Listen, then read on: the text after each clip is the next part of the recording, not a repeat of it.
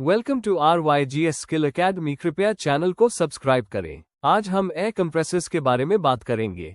Air compressors कितने type के होते हैं, कैसे फंक्शन करते हैं और किस काम में आते हैं।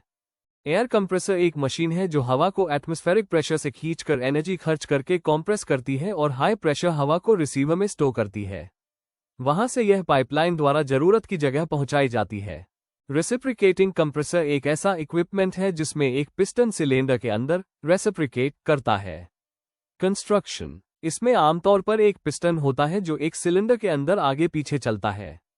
पिस्टन की गति क्रैंक और कनेक्टिंग रॉड अरेंजमेंट से होती है। सिलेंडर में आमतौर पर इनलेट वाल्व हवा अंदर आने के लिए और एग्जॉस्ट वाल्व हवा बाहर निकालने के लिए लगे होते हैं। वर्किंग, जब पिस्टन नीचे की ओर चलता है तो सिलेंडर के अंदर ताज़ी हवा खींची जाती है।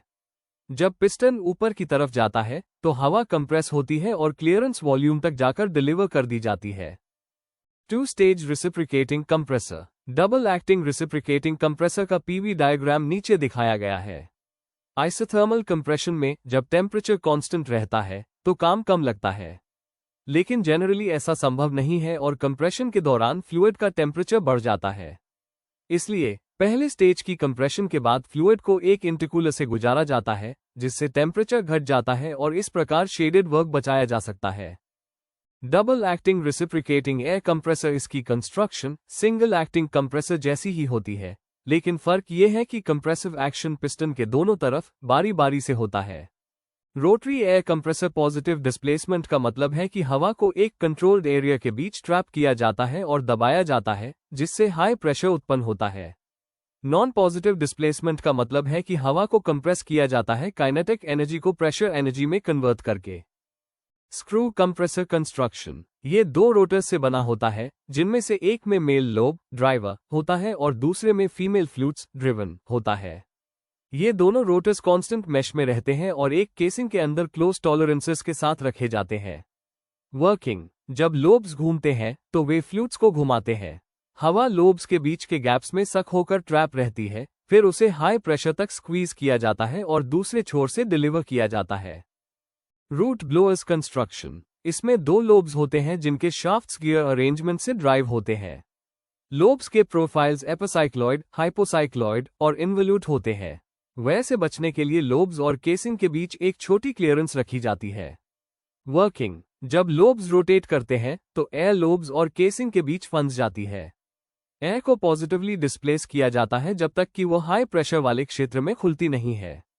रूट ब्लोअर्स का प्रेशर रेशियो 1 से 2 के बीच होता है और इसकी कैपेसिटी लगभग 8.5 कब मीटर होती है, जबकि स्पीड लगभग 250 रेवोल्यूशन होती है। वेन कंप्रेसर्स कंस्ट्रक्शन, इसमें एक रोटर होता है जो एक्सेंट्रिक तरीके से एक सिलिंड्रिकल आउटर केसिंग के अंदर स्थित होता है। रोटर में स्लॉट्स होते हैं जिनमें स्प्रिंग लोडेड वेन्स लगे होते हैं।